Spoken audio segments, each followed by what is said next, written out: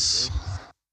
Councillors and public forum. Welcome you all to the meeting and declare the meeting open. In the event of an emergency, the building may be evacuated. You will be required to vacate the building by the rear entrance and gather at the breezeway between the library and art gallery buildings. This is Council's designated emergency muster point. Under no circumstances is anyone permitted to re-enter the building until all clear has been given, the area deemed safe by authorised personnel. In the event of an evacuation, a member of council staff will assist any persons present with a disability to vacate the building. Any apologies? Mr Mayor, we have Councillor Peterson for lateness, who will be joining us on Teams.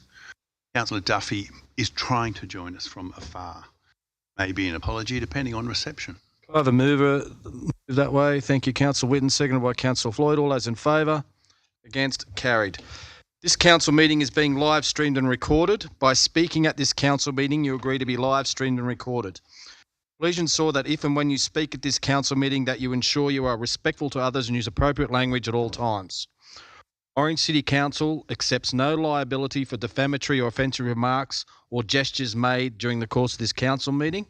A recording of this council meeting will be made for administrative purposes. Councillor Greenhalgh, you've got the acknowledgement of country. Thank you, Mr Mayor. I would like to respectfully acknowledge and pay my respects to the elders, families and ancestors of the Wiradjuri people land thousands of years. I acknowledge that the land on which we meet today is celebrations. Wiradjuri people culture continues to have a unique role in the life of this region. I recognise their connection to country, role in caring for and maintaining country over thousands of years. Thank you, Councillor Greenhalgh. Any declarations of interest? Councillor Councillor Evans. Mr Mayor, I'll declare a non-pecuniary in item 6.2 of the closed meeting agenda. As the tender concerns one of my customers, I'll leave the room and not vote. Thank you. Thank you. Any others? There being no others, we'll go to the prayer. We welcome Mr Reverend Andrew Cunningham of the Uniting Church and ask that he leave us in opening prayer. Thanks, everyone. Good evening. Let's pray. Our God, we come to you today asking for your guidance and wisdom. Support us as we begin this meeting. We're all too aware of how politics, when it can become divisive, can be dangerous. Lord, we thank you that in this place, we are a group of people who strive to work together regardless of difference. Help us to engage in meaningful discussion, allow this group to grow closer, to nurture the bonds of community, and to continue to remind us all that however we serve, and particularly those who serve this council, that we do it for the greater good, for the service of humanity. So bless this meeting this evening, we pray. Amen. Amen. Councillor Peterson coming in. Thank you. I'll wait for him to come in and we'll continue on.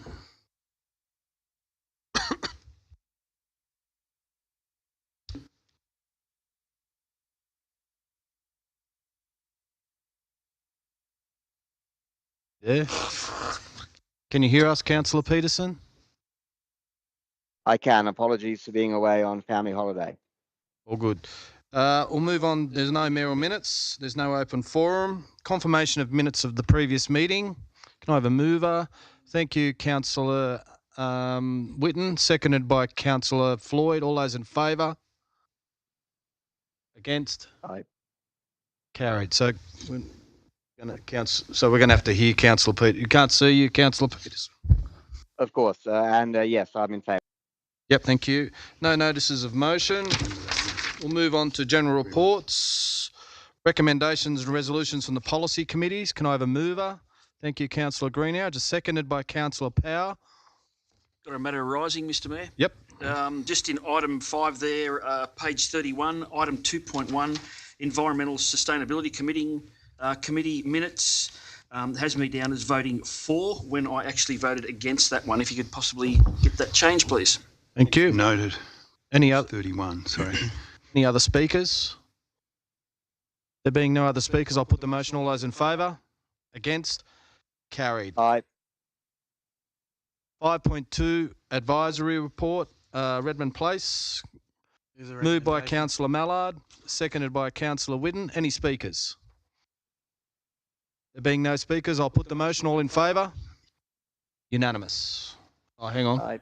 Yep, unanimous. Redmond Place Master Plan 5.3. Can I have a mover? Moved by Councillor Power, second by Councillor Greenhalgh. Any speakers? Councillor Mallard. Thanks, Mr. Mayor. Yeah, just want to thank the staff and Landcom and everyone who's worked through all of this work. It's I think really looking great in terms of the design, the way it's integrated with what's already there, the work that's been done. I did particularly want to note the Connecting to Country framework and the way that's been applied. I know from talking to at least one of the Wiradjuri elders who was involved that they found being engaged in that consultation and the process it's gone through really significant and unlike a lot of past experiences. I did note a number of the comments that came through in that part of the First Nations consultation related to social housing. And again, I made some comments last week that that's the gap in we're doing something that is going to be really good here, but and affordable housing is great, but we're going to need more social housing through the community as well. And I note that sort of those comments haven't been taken up and aren't going to be reflected in what we deliver here, but we've got more opportunities hopefully to try and do more in future, and looking forward to seeing this project go forward. Thanks. Any other? Councillor Kinghorn.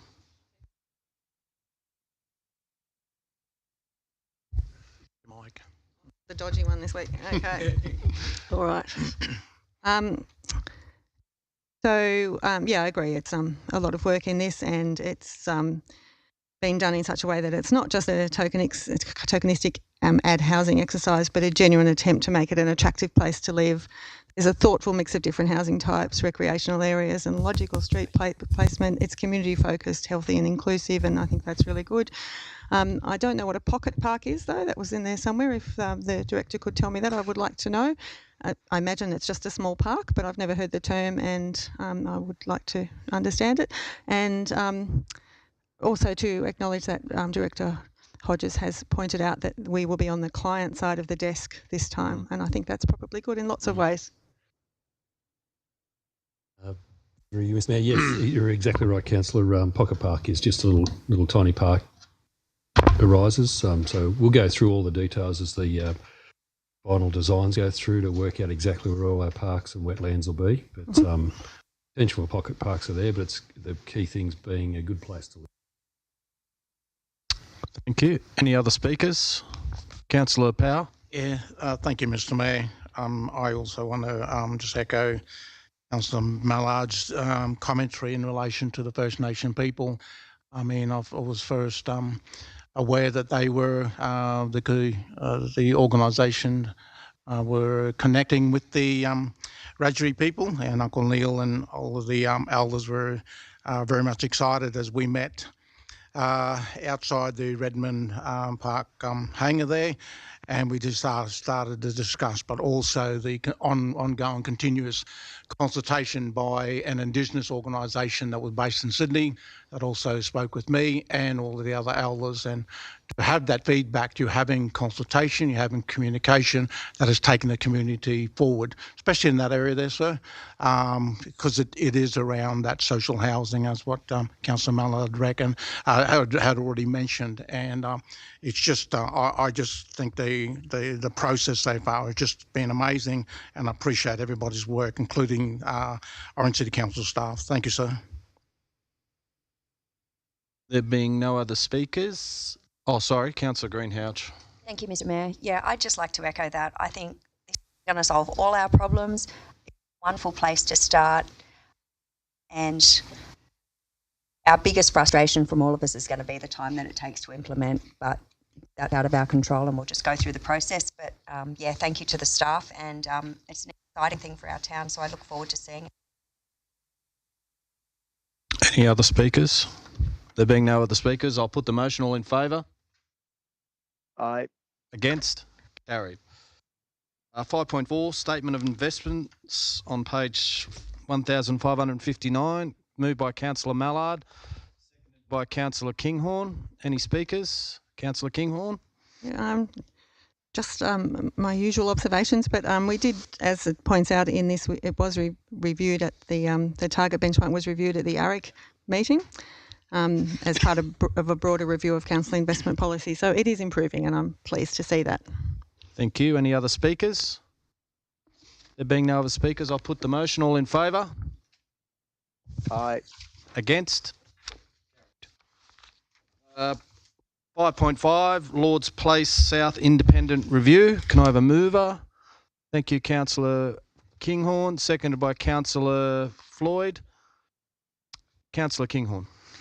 Thank you, Mr. Mayor. So I read this report with some interest. It appears to be a competent review of the information that was given to the reviewer, but I do have a few concerns and questions. One, when Brooke Pendlebury was announced as the reviewer, there were a couple of letters to the editor in the CWD claiming that she had previously undertaken work for Orange City Council and was not therefore an independent reviewer. I couldn't see any declaration of interest in the report or in the supporting information, so I assume that this is incorrect. But in the interest of honesty and transparency, can this be confirmed? Mr. Chair, I'm going to take most of these on notice. Okay, all right, thank you. I don't necessarily think that this would have any bearing on the review anyway, but I'm just good to have it out there. It appears to be a comprehensive evaluation of the documents that she received. I would like to see a copy of the actual brief given to the reviewer. She made it clear that she was not required to speak to the Lord's Place business owners, but was happy to receive from them any actual evidence that could prove or disprove any of the relevant points. However, I do find it difficult to understand how a completely thorough assessment of the effectiveness of the consultation and communication between council staff and the business owners could be conducted if there was no requirement to access the perceptions and experiences of the business owners directly from them. 3, when I spoke to Brooke Pendlebury, she was attempting to clarify what I meant in point number 1, whether all relevant, accurate information was officially given to councillors prior to the approval. I explained, as I have previously pointed out, that I was concerned that the trial was not really reversible and that it would have been useful to know that if a reversal was required, it would only reinstate 7 of the 23 parking spaces that were lost in the redevelopment. She told me that it was irrelevant, that I was a councillor and essentially it was up to me to verify any information I was given by the staff. I note in the report she does acknowledge that this information was not highlighted to the councillors, but that was fine because nobody asked the question. This is quite concerning to me. We had 8 new councillors, none of whom are experts in urban design, 7 of whom did vote for the redevelopment, and all of whom were and still are reliant on the information provided to us by the staff. Does this finding mean that we cannot be confident in the information given to us by Orange City Council staff? Do we really need to independently verify all the information that you give us? This is not something that's actually possible in the real world. For example, the papers for this council meeting were released on Thursday, but the file was too large to access, even on OneDrive. It was successfully uploaded to the hub on Friday, so I was able to view it on Friday night. That gave me 4 days, 2 of which were a weekend, to read the 1,707 pages containing subject matter on which I have no expertise, work out what I'm unsure of, access an independent expert, explain my concerns, receive feedback, process all that, and compose questions for the meeting tonight. This is not realistically achievable. The information that we are given needs to be complete, accurate, and honest. In 2022, I completed the Local Learning New Councillor course over 6 months. This is an organisation run by Emma Broomfield, a lawyer with expertise in local government. In the section on good governance, it states that in relation to council function and dysfunction, that one of the red flags is the provision of inaccurate or incomplete information to councillors. I also note that in section 335 of the Local Government Act, it says that the CEO should ensure that the councillors are given timely information and advice and the administrative and professional support needed to effectively discharge their duties. Number 4, point 4 in the notice of motion relates to the immediate start on the project. The review found that no significant work was conducted before midday, nothing irreversible, so there was no impact on any potential rescission motion.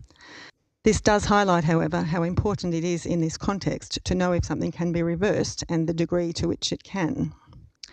5, Point 6 in the notice of motion relates to the placement of the tree pits as perpendicular to the footpath rather than aligned with the angled parking.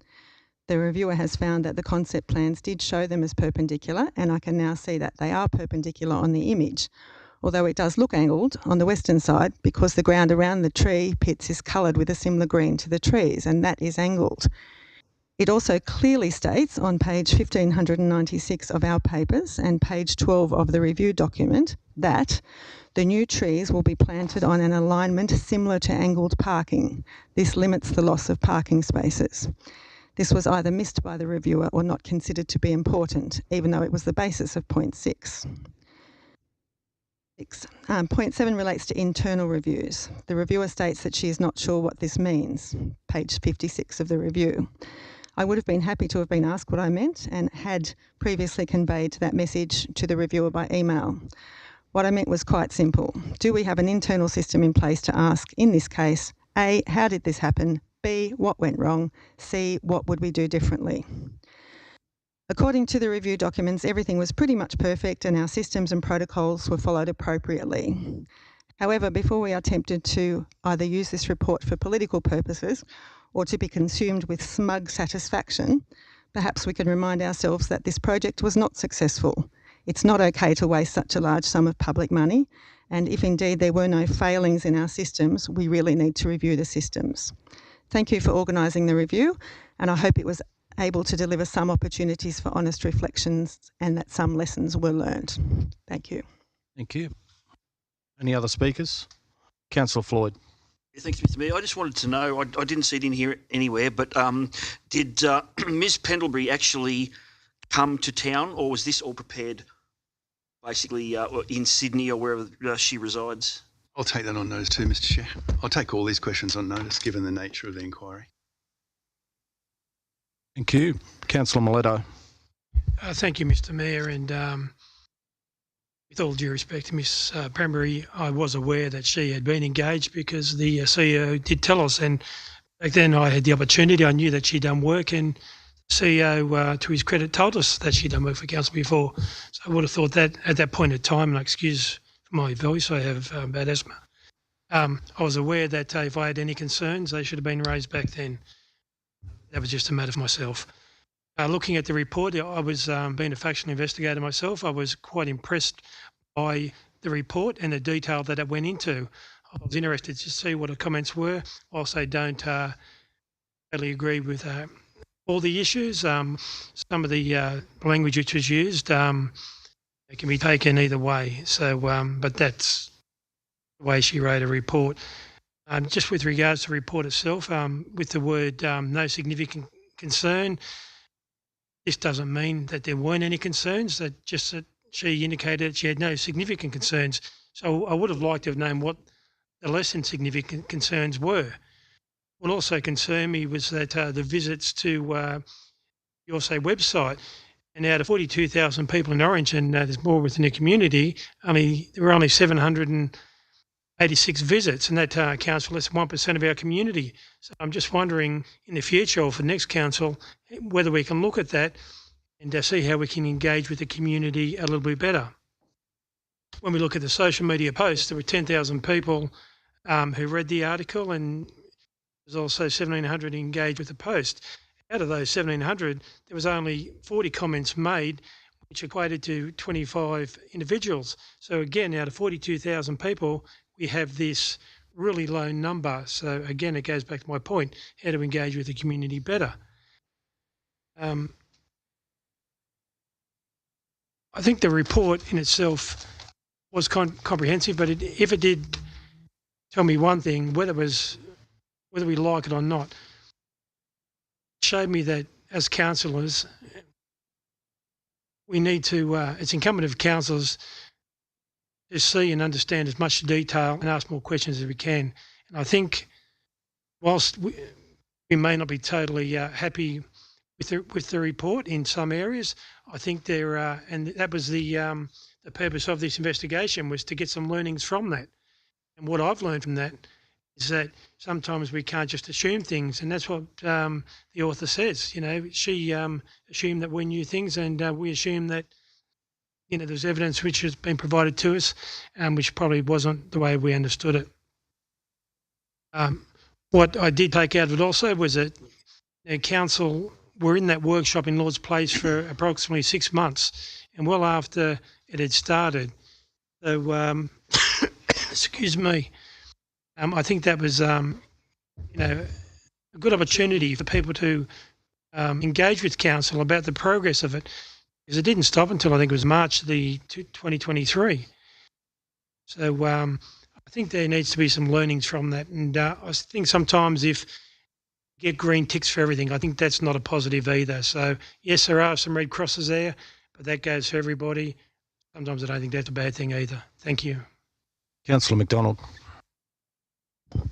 Thank you, Mr Mayor. And I'd like to thank Ms Pendlebury for her report. I think it's important to remember that the Lord's Place South and Future Cities project began way back in 2018 under the former council and continued obviously into our term of council. So there was a period of over 4 years where council, community and business input and engagement took place. So as it mentions in the report, we've had multiple public exhibitions, community reference group, community surveys, community forums, one-on-one consultations, online engagement and emails directly to businesses, media releases and social media. I take what Councillor Miletto's said about how do we engage better, but I mean, if he has any ideas about what we're missing there, I would truly be interested in, because that seems pretty comprehensive to me. And so at the end of the day, this project was designed to make the area more pedestrian friendly, which is what all that engagement told us. They told us, the community told us they wanted new street trees, footpath widening to create outdoor spaces, narrowing of available driving lanes to improve pedestrian safety and slow vehicle speeds, shade structures, seating, lighting and parklets. And that's what the project delivered. So we wanted this space to be, that was the aim, to be more pedestrian friendly, to slow traffic down and encourage people to spend more time here. Now, obviously there's learnings from every project, and I was more than happy to read this report, and while not everyone's going to agree with it, it's the point of having an independent, obviously not a council staff and not a councillor doing this report. What was disappointing was that we had less than 6 months after the completion of the project before we sort of decided to reinstate it. But just to point out a couple of points that are in the report, which I really think need to be said because of a lot of the negativity that was drummed up over the last 2 years on this project. So I really want to sort of quote a few things out of here. So one of the findings for criteria 1 is all relevant, accurate information was officially given to councillors prior to the approval, and there is no evidence to support an allegation that misleading or inaccurate information was given to councillors prior to the approval of the upgrade. Another finding, on the evidence, all required usual planning protocols and procedures were undertaken in relation to this matter. Another one, there were no significant concerns raised by staff involved in the development, especially in relation to the apparent haste in implementing the project. The thing that I am a little bit worried about in this is where it mentions, and we knew at the time, that there were informal reports from council staff voicing concerns at being photographed by members of the public and those photos then being posted on social media, as well as comments being made by the public towards council employees working in the Lord's Place South area. I think it's important to remember that when councillors make the choice to publicly criticise council staff, there are real-world impacts. To the point of whether the immediate start blocked any rescission motions, the report says the immediate start in the project was consistent with regulations and did not prevent any potential rescission motion. At the end of the day, the review's conclusion, based on the evidence I've reviewed, I've found that none of the matters raised in Council's resolution constitute any failing on the part of Council officers with respect to the planning, approval and construction of the Lord's Place South Future Cities development. So this report has further confirmed my own personal opinion that the most significant error made regarding Lord's Place South was actually not made by Council staff, but by this very chamber, when fear, misinformation and political point scoring persuaded the majority to go back on their decision to support the project. The reinstatement cost $175,000. There are $150,000 worth of assets left over from the project currently sitting at the depot awaiting repurposing. This review, which I did support because I had faith in what it would conclude, cost just under $23,000. That's $350,000 of ratepayers' money, in addition to the original $1.6 million project cost. There are some in this chamber who claim that they are responsible economic managers, but I would say actions paint a vastly different picture. The objectors to this project repeatedly stated that Lords Place South would be an election issue, and indeed it may well end up being that, but I doubt it will be the way they intended. With the independent review now concluded, I'm calling out the councillors who are named in the report whose comments and allegations are cited. And whilst their remarks range from vague insinuations of malpractice to outright allegations of incompetence and even illegal actions, I believe each and every one of them owe their fellow councillors, but more importantly, council staff and the Orange community, a public apology. Words have power, and words chosen by people in positions of leadership have even more power, especially when used publicly. Media and social media platforms are more than ready to magnify anything remotely controversial, especially if it will generate more clicks. I would hope that one or more have learned a valuable lesson in responsible civic leadership from this. Any other speakers? Councillor Peterson. None for me, thanks. Well, I'm just going to speak. Oh, sorry, Councillor Whitten. No, you go. Thank you, Mr. Mayor, and I thank the author of the report. I think the one thing that we're forgetting here, and it's not been mentioned once, and Councillor McDonald makes a very good point. We in this chamber, the civic leaders, we all get one vote, very powerful vote. Sometimes when we use that vote, it turns out to be good things. Sometimes when we do it, turns out to be bad things. But we haven't considered those businesses in Lords Place who lost a lot of money, their mental health, the impact on their businesses. We're trying to find blame, and Councillor McDonald got it right. This chamber made the decision and gave the staff the authority to act on that project. It always sits with us. The staff give us the information, and it's up to us to evaluate that information and act on it. But I personally, as a councillor of this city for 20 years, want to apologise to those businesses who we impacted not once, but twice. We impacted their businesses to the point where some of them probably went out of business, right? So I think we need to consider those actions. And we wasted a lot of money, ratepayers' money, taxpayers' money, grant funding. So I think we need to sit back and consider the real impact to those who were impacted, which are those businesses. Thank you, Mr. Mayor. Thank you. I just want to say we need to take learnings out of everything we do. Like every project that we do, whether it's successful or not successful, every music festival we put on, everything that we put on, we need to take learnings out of. I know I've personally taken some learnings out of this. I know in the report I did mention about consultation on how we might be able to do that better. Whether I don't know what the answer is, but I hope that somewhere along the line we can come to some form of not just using our social media and your say. We have to really delve down and get to those people who we're affecting, like the Pinnacle Road. We wanted to make sure that all those people along Pinnacle Road were asked the question, because that's who it's going to affect.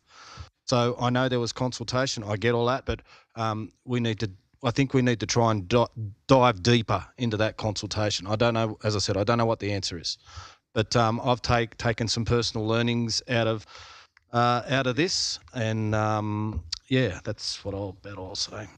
You want to close the debate, Councillor Kinghorn? Yeah, thank you. I've actually said most of what I want to say, but I agree that it's the quality, not necessarily the quantity of consultation that we have. So, I've already said my piece, so thank you. Thank you. Okay, I'll put the motion to note the report. All those in favour? Unanimous. Aye. Thank you. I'll move on to item 5.6, Local Government New South Wales Annual Conference, call for motions. But this is just for, when are they due by? I'll move it for noting, Mr Mayor. And seconded by Councillor Floyd.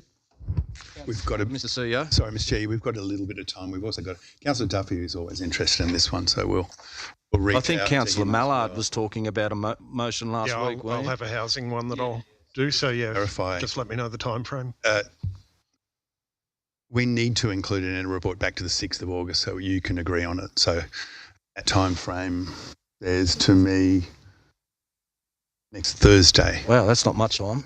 It's enough, I think. Is it? Okay. For this, just for the topic, you don't need much detail. Oh, right. So it's just the topic. Okay. Okay, I'll put the motion. Sorry, Councillor Kinghorn. Just got a question. I do get a little bit confused about all these local government organisations, and this is the New South Wales one. Are they part of the people that have the education? Yes, Sessions? Local Government New South Wales. I asked this last year, and I think we need to ask again if they, when they do their education sessions and weeks and days and whatever, if they can actually record those and have them available for other people to watch, because I think that would be good, and then I'll be able to see a lot more of them. It could indeed be a motion. I can put it to them anyway, but we can do both. Yeah. Thank you. I'll put that. All those in favour? Aye. Against? Carried. 5.7, council attendance training compliance for the council term. Can I have a mover? Thank you, Councillor Mallard. Seconded by Councillor McDonald. Any speakers? Councillor Miletto. Thank you, Mayor. It's probably just a question of clarification to the CEO. And I'm just wondering, and maybe it's going to be included in a report in the future, or it's been included somewhere else, which I've missed, just regarding councillor conferences attended. There's nothing in here what councillor was attended during this period, and there's no reference to councillors' payments of expenses and provision of facility policy. Note that each year there's a pool or an allowance of up to $60,000 for all councillors, but there is no reference in this report. It says about all the things we've done as far as attending meetings, attending stuff like that. There's nothing regarding finances and what's been spent. It comes out closer to the election, Councillor Miletto. You know that. Through Mr Chair, yeah, Councillor Whitten is right. I think next meeting we'll have a report on the expense side of it, but we can add that as well, the conference things to that report. Yes, and I'm assuming that's for each individual, is it? Yes. Yeah. Thank you, councillors. Councillor Mallard.